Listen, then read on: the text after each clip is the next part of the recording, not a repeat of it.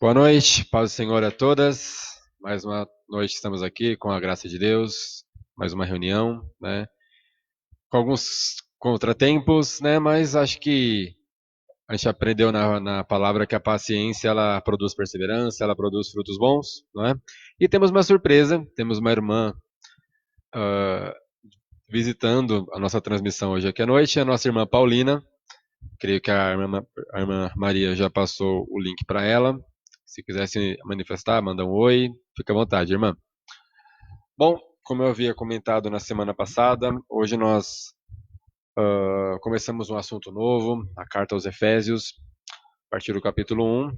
Essa apostila inicial, nós vamos fazer uma leve introdução e um resumo do que vai estar sendo a matéria dessa carta. Queria, enquanto a gente vai organizando aqui, pedir para as irmãs abrirem as suas Bíblias no livro de Efésios, capítulo 1, verso de 1 a 14.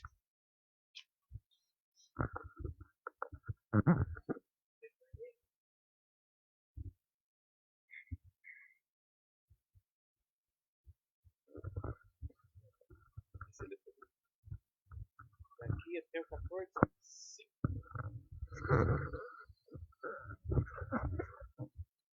A paz do Senhor a todas. A gente vai ler aos Efésios do 1 ao 14.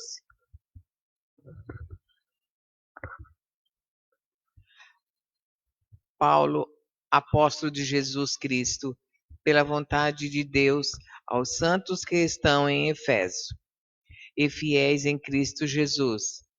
A vós, graça e paz da parte de Deus nosso Pai e do Senhor Jesus Cristo. Bendito o Deus e Pai de nosso Senhor Jesus Cristo, o qual nos abençoou com todas as bênçãos espirituais nos lugares celestiais em Cristo, como também nos elegeu nele antes da fundação do mundo, para que fôssemos santos e irrepreensíveis diante dele em caridade. E nos predestinou para filhos de adoção por Jesus Cristo, para si mesmo, segundo o beneplácito de sua vontade, para louvor e glória da sua graça, pela qual nos fez agradáveis a si no amado, em quem temos a redenção pelo seu sangue, a remissão das ofensas, segundo as riquezas da sua graça, que ele fez abundar para conosco em toda sabedoria e prudência, descobrindo-nos o mistério da sua vontade, segundo o seu beneplácito, que pusera em si mesmo, de tornar a congregar em Cristo todas as coisas, na dispensação da plenitude dos tempos, tanto as que estão nos céus como as que estão na terra. Nele digo, em que também fomos feitos herança, havendo sido predestinados, conforme o propósito daquele que faz todas as coisas, segundo o conselho da sua vontade, com o fim de sermos para louvor da sua glória, nós, os que primeiro esperamos em Cristo, em quem também vos estáis, depois que ouvistes a palavra da verdade, o evangelho da vossa salvação, e tendo nele também crido, fostes selados com o Espírito Santo da promessa, o qual é o penhor da nossa herança, para a redenção da possessão de Deus, para louvor da sua glória. Amém?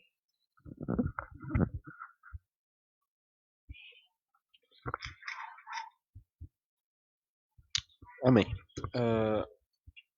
Alguns probleminhas ainda com a conexão, mas aqui já consta 4 pessoas. Creio que já está se resolvendo, né? Vamos lá. Creio que é bom explicar algumas questões sobre a carta, né? Assim como nós estudamos a carta aos Romanos, Paulo ele escreve essa carta aos irmãos da fé que moravam em Éfeso, né? E assim vocês vão notar em todo o Novo Testamento essa continuidade para Corinto, para Tessalônica, para Galácia. São várias cartas, né? E Éfeso é uma delas, né? Aqui nessa introdução nós vamos fazer alguns comentários sobre o local onde Paulo estava e algumas características que também valem para o dia de hoje. A Paulina se manifestou aqui. Boa noite, querida. Seja bem-vinda. Vamos lá. Você lê para mim? Introdução até essa linha.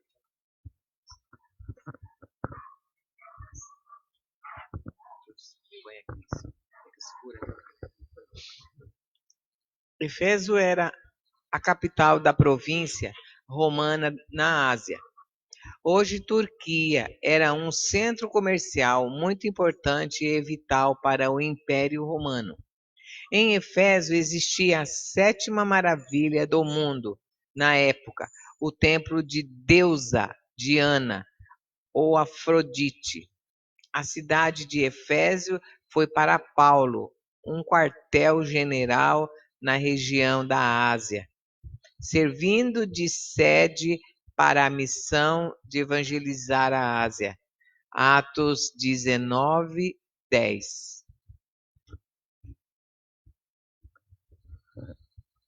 Sempre com a parceria da minha mãe aqui, né? Na leitura. Texto de referência, Atos 19:10, vai dizer: E durou isto por espaço de 2 anos, de tal maneira que todos os que habitavam na Ásia ouviram a palavra do Senhor Jesus, assim judeus como gregos. Vamos lá, uma leve introdução. Éfeso, o local onde Paulo está neste momento e o mesmo local para onde é endereçada essa carta, era um centro comercial.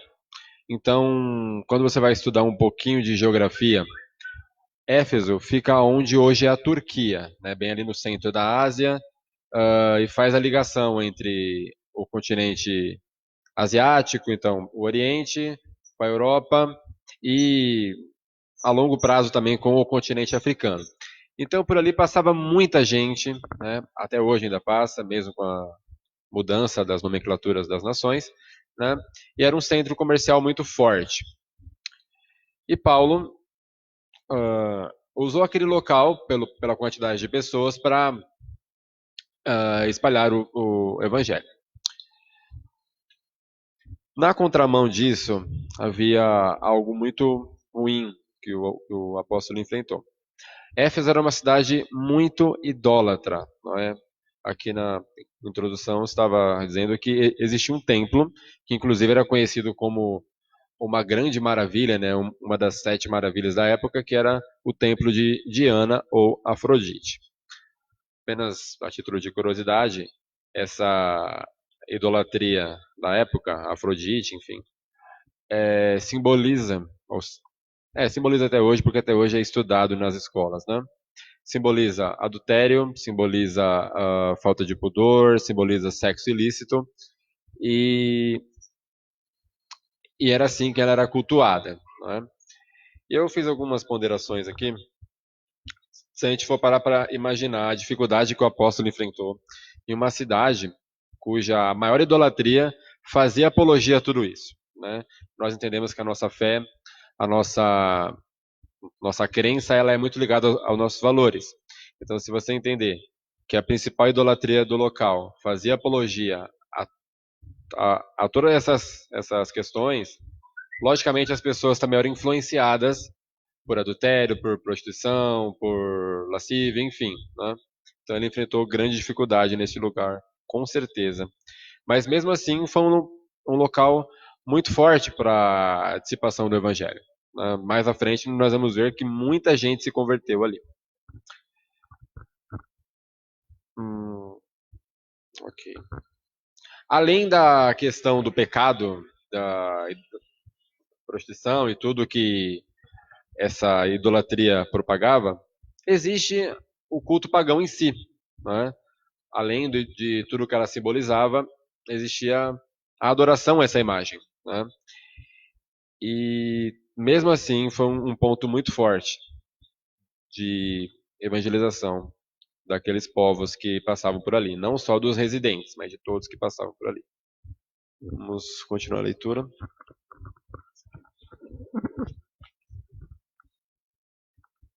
Na sua segunda viagem missionária a Efeso, Paulo deixou o casal Priscila e Áquila com a responsabilidade de dar continuidade ao trabalho da pregação do Evangelho de Cristo. Atos 18, 21.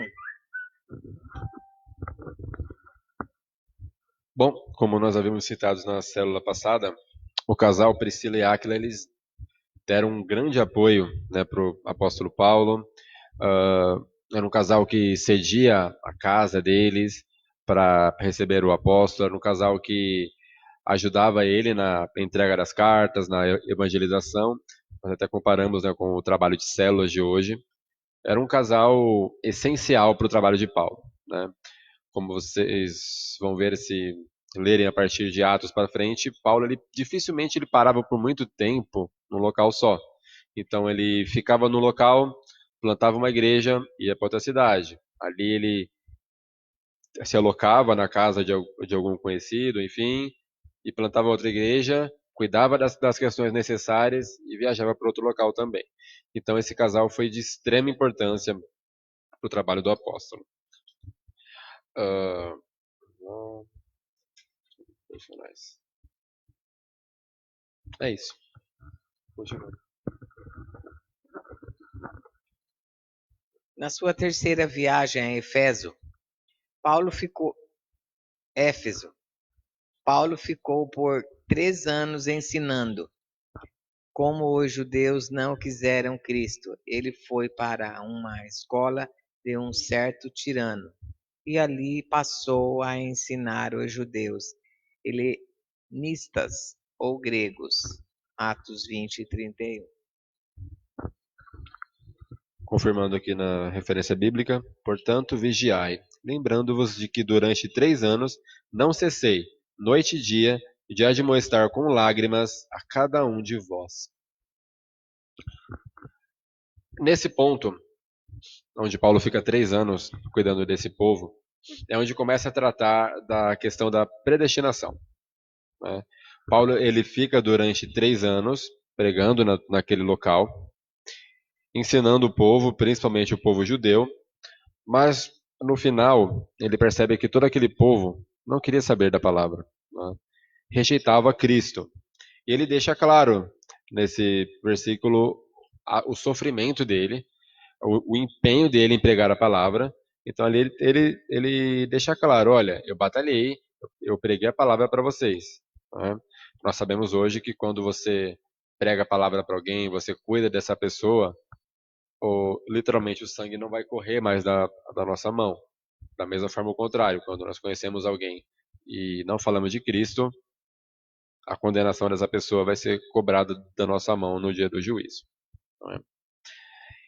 Ele ensinou aquele povo, com todo o cuidado que ele tinha, nós citamos inclusive nas 2 últimas células, o cuidado que Paulo tinha com a palavra, com o evangelho não ser misturado com falsas doutrinas. Então, durante 3 anos, com certeza, ele pregou continuamente, tratava das pessoas como se fosse uma família, né? Todos nós sabemos o cuidado que Paulo tinha com todas as igrejas aonde ele chegava, né? Cuidava muito bem, porém aqui ele percebe que ele precisa expandir, né? Aquele povo não queria ouvir a palavra, então ele vai procurar, como citado aqui no grupo, no texto bíblico, os judeus helenistas, né? Seriam os judeus helenistas? Não, qual é o nome? Sim, os judeus helenistas, ou gregos, né? Que seriam os povos que nós conhecemos como gentios. Isso se aplica a nós também, não é? Nós precisamos expandir, nós precisamos alcançar mais pessoas, não somente pelo trabalho de célula, mas por aconselhamento, por alguém que você fala de Cristo. Muitas vezes nós focamos em apenas uma ou outra pessoa, e aquela pessoa ela já conhece a palavra, ela já sabe da verdade, e não demonstra muito muita vontade de aprender, de seguir na vida cristã. Ninguém está fazendo apologia a você deixar a pessoa de lado, mas nós não podemos ficar presos em apenas uma pessoa, né? Eu sempre costumo dizer, quando nós focamos muito em alguém, damos muita oportunidade e essa pessoa não está dando frutos, não quer seguir o caminho de Cristo com a gente, com certeza do lado tem outra pessoa que só precisa de uma oportunidade da gente ir, conversar, muitas vezes ouvir, né? E levar a palavra para essas pessoas. Que nós possamos ter sabedoria e dividir o nosso tempo e alcançar cada vez mais pessoas para Cristo. E como eu disse na introdução, quando o apóstolo ele alcança esses judeus helenistas, ou seja, os gregos, né, ali ele consegue muitas conversões. Né, ele prega a palavra e muita gente naquele local, como a gente também citou, como era um centro comercial, muita gente, então de todas as nações. Então não pensem que era apenas o pessoal de Éfeso, apenas os cidadãos daquele local, mas todos os que passavam por ali. Quando você entende gregos, aqui ele está se referindo a todos os que passavam, né, daquela região e ao ouvir o apóstolo chegavam para escutar a palavra e ali houve muitas conversões. Continuando a leitura.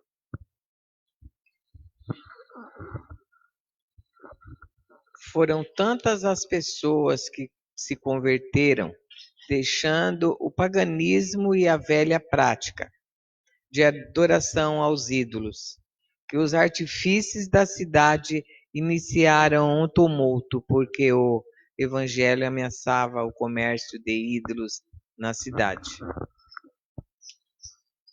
Bom, aqui é outro ponto que eu também estava revisando hoje, eu queria repassar com as irmãs, né? A questão sobre avivamento. O que Paulo conseguiu em Éfeso, ao quebrar esse comércio de ídolos, foi um avivamento real, né? Muitas vezes alguém não entende o que significa essa palavra, avivamento, entende algo como apenas um movimento interno da igreja. Não. Avivamento, como a própria palavra diz, é avivar, dar vida. Então, a um local que está morto, não necessariamente apenas os irmãos ali, mas toda a vizinhança, toda a redondeza daquele local, esse avivamento tem que atingir. Né? E foi o que ele conseguiu.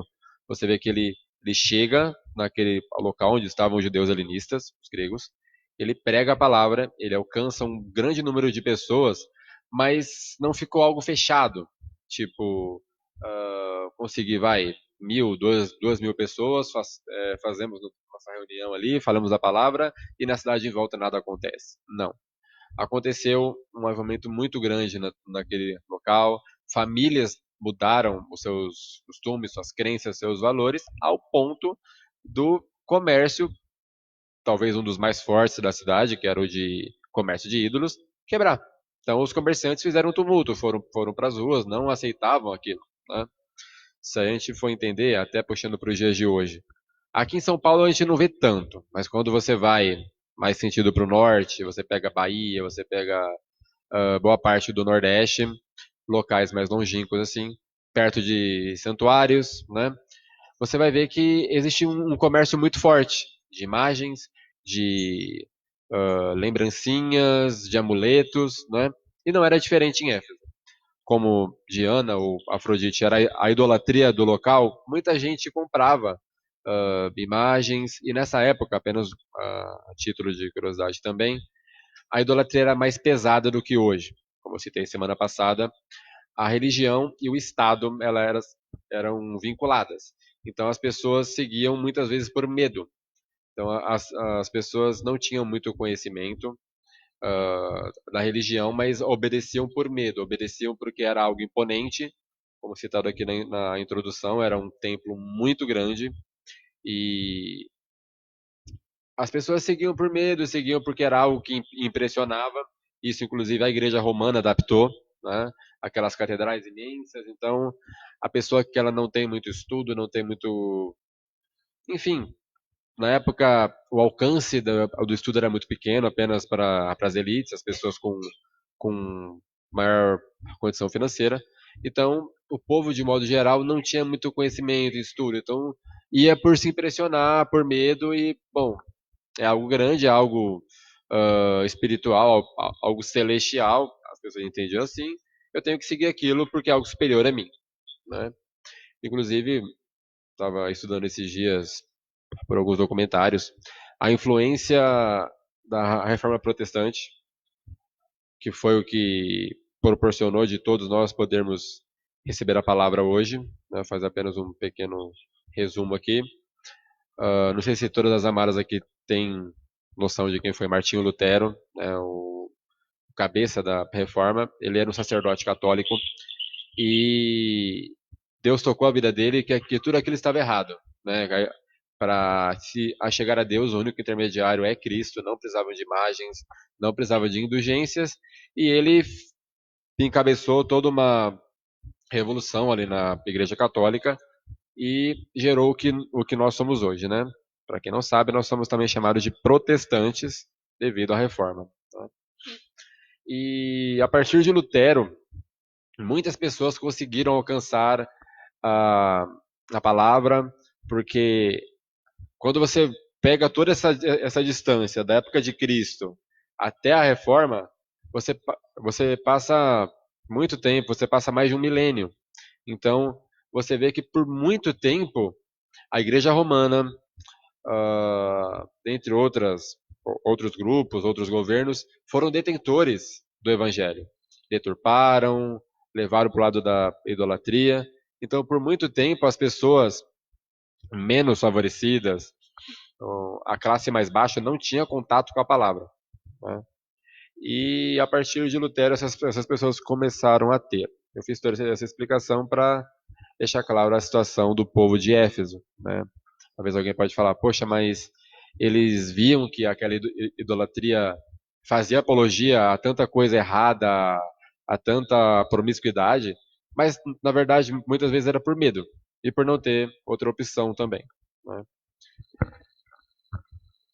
E mesmo assim, é bom sempre enfatizar, com toda essa contrariedade, com todo esse problema de idolatria, Paulo conseguiu alcançar pessoas. Então, é a prova de que quando o Espírito Santo ele tem um propósito na nossa vida em um determinado local, esse local pode expandir. É necessário um esforço da parte de cada um de nós. Não é a dificuldade, a vizinhança é difícil. Inclusive, é um lembrete. Quando a gente achar que a nossa vizinhança é difícil, a nossa família é difícil, lembra de Paulo. Lembra do local onde ele conseguiu milhares de conversões. Um local completamente idólatra, um local onde as pessoas não tinham conhecimento de nada, apenas seguiam aquela religião cegamente. Então, não é difícil, basta empenho da nossa parte, oração, e Deus faz o resto. Né? Continuando a leitura.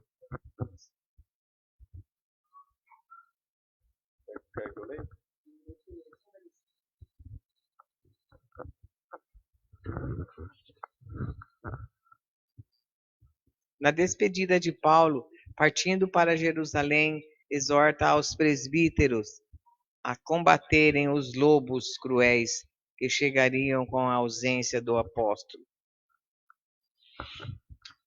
Bom, complementa o que nós estávamos dizendo, né?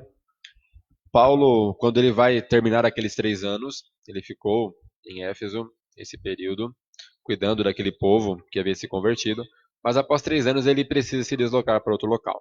Né? Mas ele tem um cuidado tão grande que ele precisa escolher, na ocasião aqui eram presbíteros, né? Pessoas responsáveis, pessoas experientes, pessoas sérias para tocar o trabalho à frente. Porque ele sabia, o local era propício para a idolatria, mesmo que não a idolatria tão expressa, tão explícita, né? Como nós citamos semana passada, as meias verdades podiam infiltrar dentro da igreja, dentro daquele grupo que ele havia plantado ali. Então ele tem esse cuidado de levantar alguém experiente, alguém que seja temente a Deus, que assim como ele tem um cuidado com a palavra. Né? Isso também vale para os dias de hoje. Né? Quando nós vamos passar um trabalho à frente, seja os pastores na igreja ou nós com os trabalhos de célula, quando formos expandir, multiplicar, enfim, é necessário esse cuidado. porque não é diferente do exemplo aqui de Éfeso. As falsas doutrinas, as heresias, elas não deixaram de existir. Aqui, citado como lobos devoradores, né?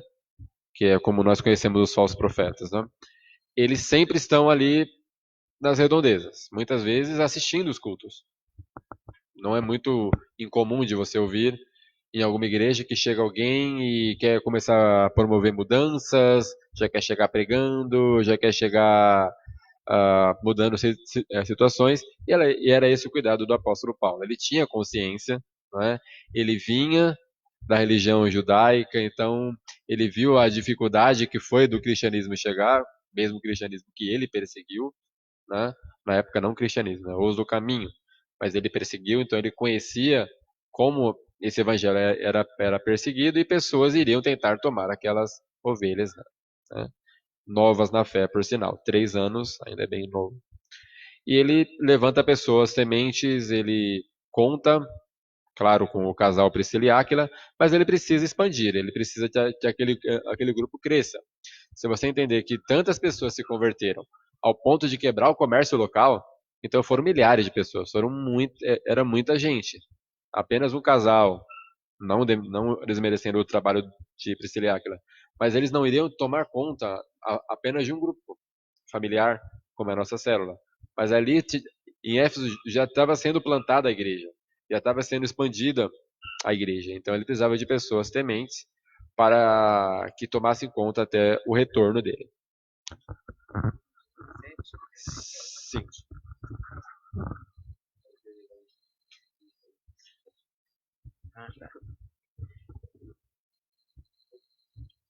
Em Apocalipse 2, de 1 a 7, Albinho vai ler. Eu só vou ler aqui antes da mãe ler o trecho, só para a gente entender do que se trata.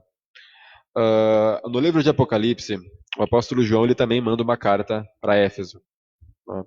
E essa é a carta. Apocalipse 2, versos de 1 a 7. Quem tiver com a Bíblia aí para poder acompanhar. Uma leve introdução para quem não sabe, o livro de Apocalipse, o começo dele, ele é feito por cartas, né? A várias igrejas da época. Na verdade, são 7 cartas, e Éfeso é uma delas.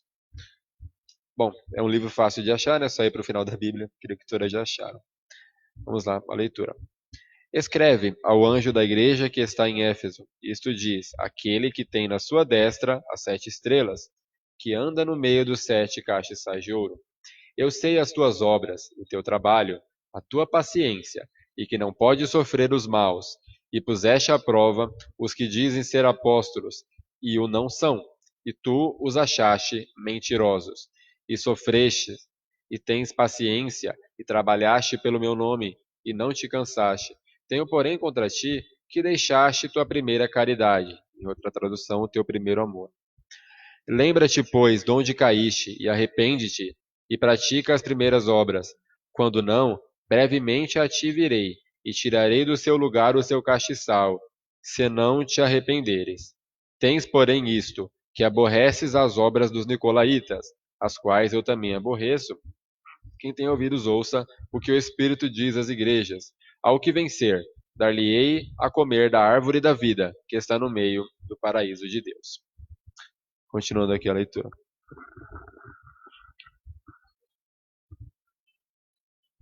Jesus manda João escrever uma carta à igreja de Éfeso e exalta o zelo pela doutrina, porém lhe chama a atenção por ter deixado o primeiro amor. Paulo estava em uma prisão domiciliar em Roma quando escreveu algumas cartas, entre elas as dos Efésios. O motivo da carta foi despertar a salvação pela fé e apresentar a igreja como corpo cuja cabeça é Cristo. Bom, é nítida a semelhança do trecho de Efésio com o trecho de Apocalipse. Aqueles presbíteros, eles cumpriram o que Paulo pediu, né, o cuidado com a palavra, evitar as falsas profecias, evitar os lobos devoradores, ou outra tradução, os falsos profetas, enfim. Porém, tem um detalhe que o apóstolo João cita nessa carta à igreja de Éfeso, é a frieza, né? Deixar o primeiro amor, nós entendemos, a frieza espiritual. Então, se tornar técnico, você conhecer a Bíblia, você conhecer a letra, entender o que significa, mas perder a essência do Evangelho, né? Eu sempre costumo dizer, o Evangelho é baseado em pessoas, né? A igreja somos nós, não é templo, não é um local específico. Este momento de quarentena prova isso, né? A igreja não morreu, não foi abalada, ela continua em cada casa, não é? Claro que nós sentimos falta de estarmos em comunhão, todos unidos no templo, mas temos que também estar preparados, não é? Eu ouvi uma pregação algumas semanas atrás que a igreja está passando por um treinamento, né? A igreja de Cristo pelo mundo, não apenas a nossa. Está passando por um treinamento. Caso ocorra um momento de perseguição, nós estamos sendo treinados para o que pode acontecer. Cada um na tua casa, usando os artefatos que temos, para continuar a dar continuidade no reino, na pregação do evangelho.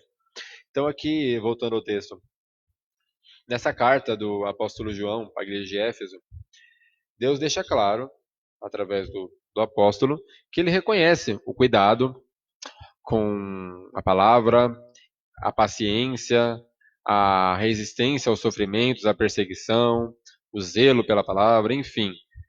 Só que ele chama atenção ao arrependimento. Muitas vezes nós pensamos que nós conhecemos muito bem a palavra, eu vou à igreja, eu tenho comunhão com os meus irmãos, mas ainda há algo aqui dentro que ainda precisa ser consertado. Eu preciso me arrepender, eu preciso rever. Aqui ele vai dizer, né? Volta aonde você errou. Mas aí você pode perguntar, mas como assim eu vou voltar onde eu errei? Eu errei no passado, não tem como eu voltar atrás. Você vai voltar onde você errou, dentro de você. Inclusive no texto que nós lemos quando nós vamos celebrar a ceia, também o apóstolo Paulo vai dizer: examine-se o homem a si mesmo. Então, mesmo que você cometeu um erro lá atrás, se você tem alguém que você não libera perdão, se você tem algo que está te matando espiritualmente, que está fazendo você deixar esse primeiro amor, você tem que examinar. Tira um tempo em oração, faz como a palavra também diz, entra no teu quarto, fecha a porta, tem um momento com Deus. Muitas vezes você não pode falar, se expor com alguém, às vezes é uma situação que você não tem nem condição de chegar a alguém e falar, poxa, eu tenho que me abrir. É algo grave. Você vai tratar isso com Deus primeiramente. Porque você precisa se limpar, né? Então, o que Deus usa o apóstolo aqui para tratar com a igreja de Éfeso é exatamente isso. É a necessidade de voltar ao primeiro amor. Caso eu não tenha explicado ainda bem, o primeiro amor é aquele sentimento que a gente tem quando a gente chega a Cristo. Creio que cada uma aqui pode ter um testemunho, uma experiência de como chegou ao Evangelho, seja visitando uma igreja ou alguém falando de Cristo para você. Teve aquele começo que você queria sempre falar de Cristo, você queria evangelizar, você queria transformar a vida das pessoas, até de uma maneira um tanto radical. E a gente sentia aquele incômodo, né? Por que meus parentes não se convertem? A gente não se acomodava, né? Inclusive, a gente seguia à risca aquele versículo que diz, né? Não vos moldeis aos padrões deste século, né? Deste mundo, mas sejais transformados pela renovação da vossa mente. A gente tinha isso cravado, né, na cabeça, e com o passar dos anos acontece esse esfriamento. A gente vai se acomodando, vai achando que é comum, vai achando que meus parentes não estão seguindo a Cristo, isso é normal, vou tocar minha vida aqui nos meus problemas, nas minhas questões, as orações passam a ser só eu, o que eu quero, o que eu preciso, Deus olha para mim. Isso é um sinal do esfriamento, de deixar o primeiro amor, né? Inclusive o próprio Cristo, o Senhor, deixou claro isso. Ame o teu irmão como a ti mesmo. Então, se você não ora por ele, você não ama. Se você não se preocupa com o teu parente, com o teu vizinho, com o teu amigo que está indo para o caminho errado, você não ama ele. Em outra passagem vai dizer, se você não ama o teu irmão que você vê, como pode amar a Deus que você não vê? Né? E é essa a chamada de atenção aqui. Voltar atrás onde errou. muitas vezes não é só pecado. O esfriamento ele não vem apenas por pecado, mas também por comodidade. Há quanto tempo que você não pega a Bíblia para ler? Ou quanto tempo você fica sem ler, você fica sem orar, você fica afastado da comunhão com os irmãos e acha isso comum, né? Tudo isso faz parte desse primeiro amor. Então nós temos que voltar. E isso é um tratamento interno de Deus com cada um de nós, né? Não sei se todas aqui já tiveram a oportunidade de participar de um evento na nossa igreja chamado Jardim Secreto. Se eu não estou enganado, no primeiro ou no segundo, teve o foco sobre você voltar, fazer uma. Não seria bem uma regressão, mas você passar a tua vida limpo, né? O tema era exatamente esse. Você revisar tudo o que você viveu, ver se você não precisa se limpar de alguma coisa. Muitas vezes alguma área da nossa vida não anda por causa disso. Nós temos algo que, né, é amargo aqui dentro, né? Muitas vezes os mais comuns: liberar perdão, não crer na palavra como um todo, a incredulidade. Isso parece estranho, mas isso acontece sim dentro da igreja. Às vezes alguém fala, bom, eu acredito até aqui. Nesse ponto eu não acredito. A palavra ela é uma só. Ou você acredita ou não. Então, retirar essa raiz de incredulidade também é importante. E o apóstolo convida a igreja de Éfeso, isso também vale para nós, voltar onde erramos. Aonde que nós precisamos melhorar. Se há algo a melhorar, é porque nós nos esfriamos. Se nós buscávamos mais, nós temos que voltar a essa época. Ou melhor, até mais. Como que era o nosso primeiro amor, né? Que nesses dias agora que nós estamos em casa, né? Tempo é que não falta. Então que nós possamos rever como que era quando eu me acheguei a Cristo.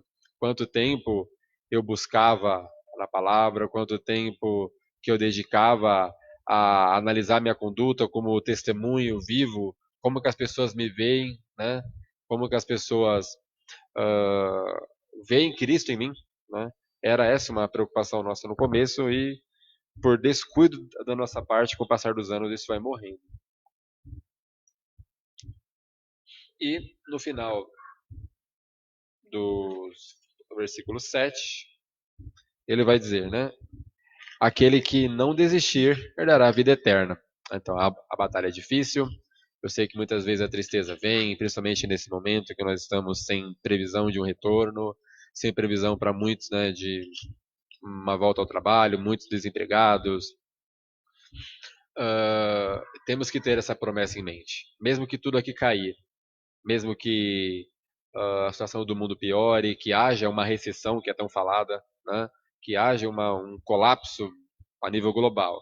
Nossa confiança, nossa esperança maior, temos que estar fundamentados no Senhor, mesmo que tudo isso caia, mesmo que fiquemos sem saúde, sem uma estabilidade financeira, pode acontecer tudo, mas nós temos que estar focados em Deus, nós temos que estar focados em Cristo. A hora que a trombeta tocar, nada nesse mundo seja empecilho, né? Que os cuidados dessa vida não venham nos impedir. E essa é a chamada de atenção principal aqui. Volta aonde errou, volta aonde caiu. Bem, continuação do texto.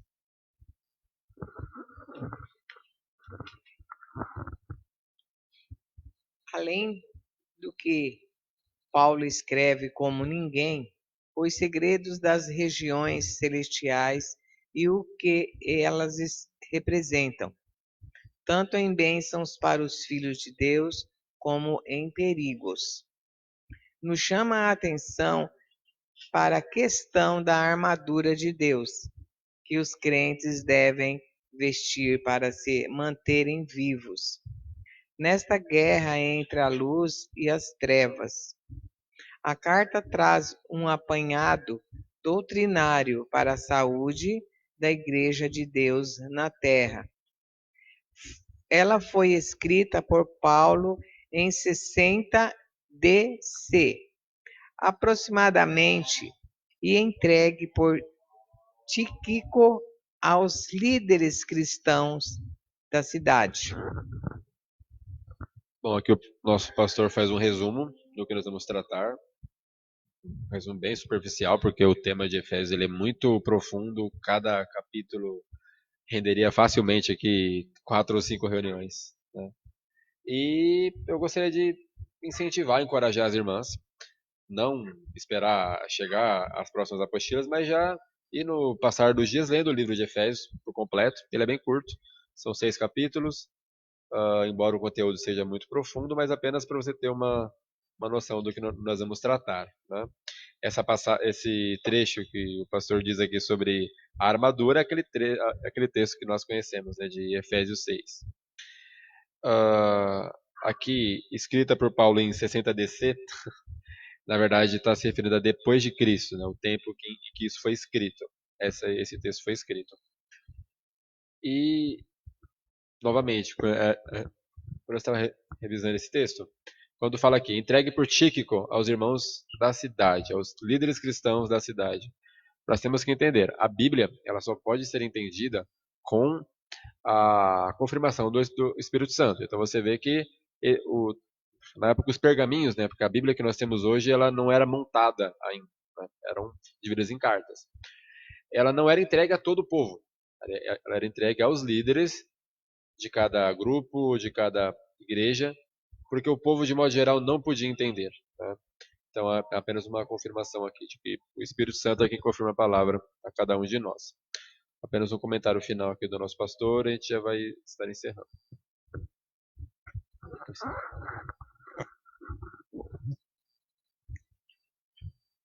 Comentar o conteúdo da carta aos Efésios não é nada fácil, visto a profundidade espiritual com que Paulo escreve, dado a sua sabedoria no Espírito Santo.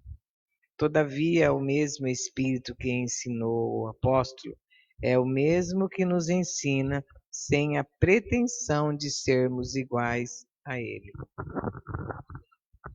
Novamente, a confirmação de que apenas pelo Espírito Santo nós podemos ter entendimento. Como eu citei aqui, esse livro ele é muito complexo, existe muito conteúdo em cada versículo, mas com o Espírito Santo que habita dentro de nós podemos alcançar esse conhecimento, né?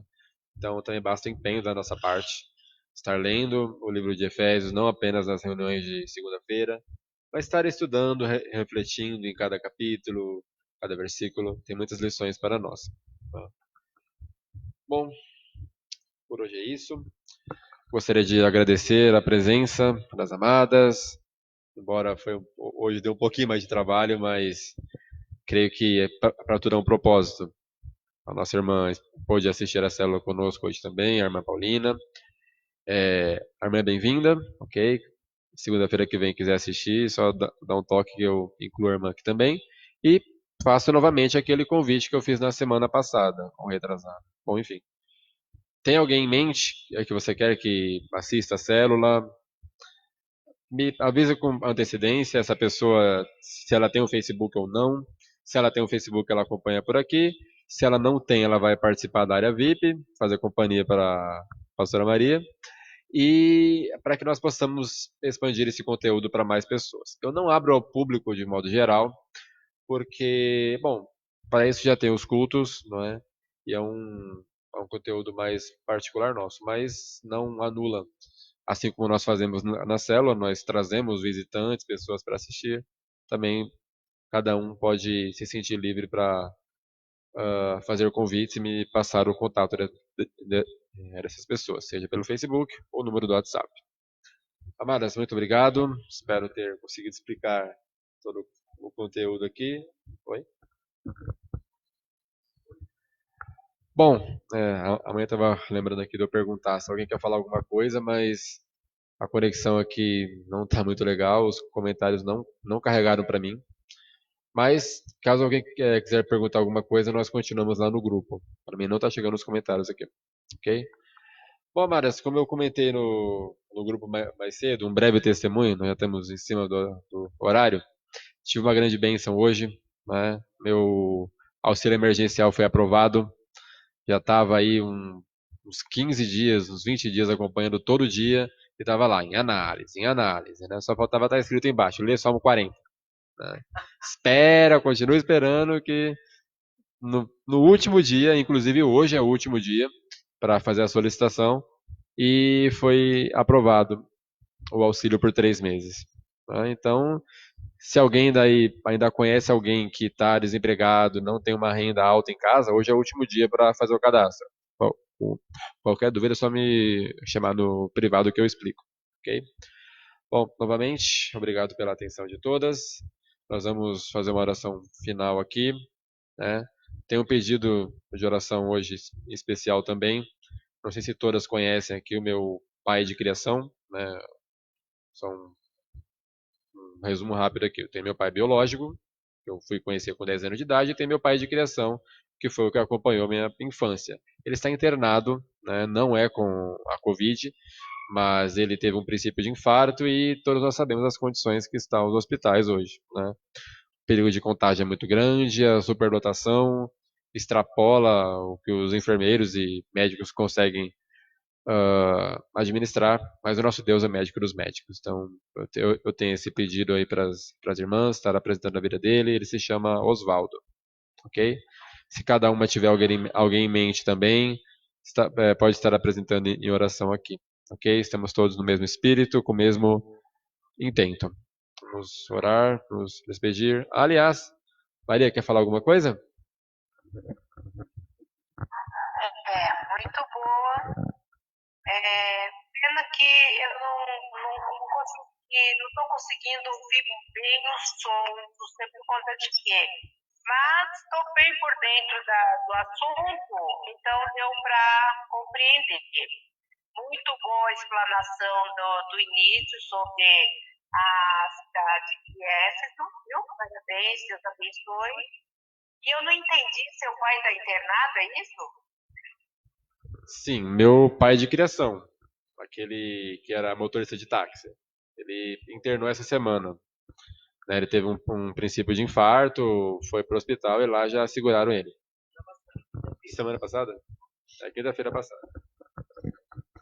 Pode falar. Vamos orar, né? O coração da mãe dele deve estar a 1000, né? Tá bom. Vamos orar, em favor, tá? Deus abençoe pelo trabalho, parabéns. Estou muito feliz com essa obra.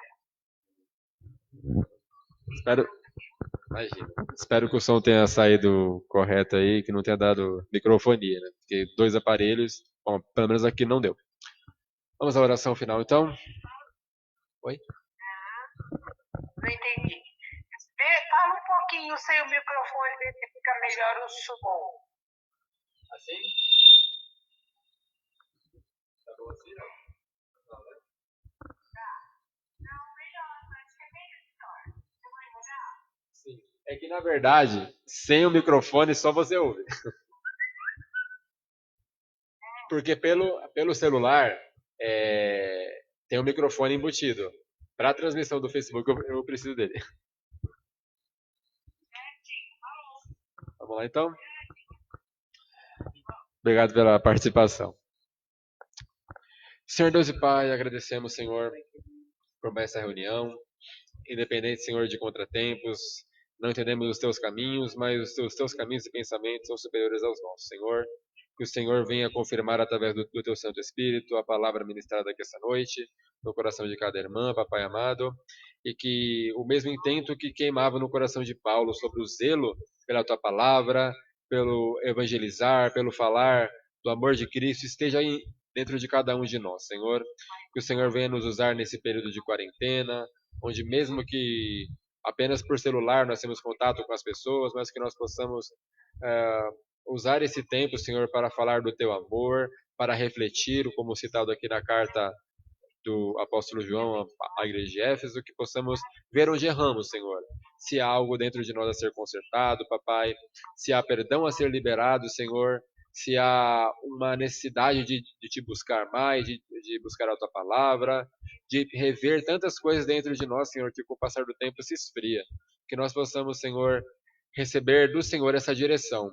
Que nessa semana, Senhor, nós tenhamos um testemunho para na próxima segunda-feira relatar o que o Senhor tocou de cada um de nós e que resultado produziu. Senhor, peço uma noite de paz para cada um de nós, que o Senhor venha nos guardar, proteger não somente a nós, mas nossas famílias, Senhor, desse vírus que tanto tem devastado o mundo e também das consequências dele, Senhor, que é a questão financeira, a questão do desespero, que nada disso venha atingir nem a nós, nem os nossos, Senhor, nossa vizinhança, papai, enfim, toda a nossa nação. Papai amado, nos despedimos, Senhor, rendendo glória ao Senhor, papai, toda a honra e toda a glória ao Senhor. Em nome de Jesus agradecemos. Sobre o pedido de oração, eu quero retomar aqui, papai, que o Senhor venha ter misericórdia, Senhor, do meu pai, que está internado, que o Senhor venha tocar o coração dele, papai, ele ainda é relutante, Senhor, quanto à tua palavra, mas que nesse período, Senhor, o Senhor possa falar o coração dele, papai amado, e que ele possa reconhecer ao Senhor, papai, e que o inimigo não venha vencer essa batalha, Senhor, que o Senhor venha alcançar a alma dele, Senhor, neste período, e o seu nome seja glorificado, papai. Assim também apresentamos as causas de cada uma das irmãs aqui.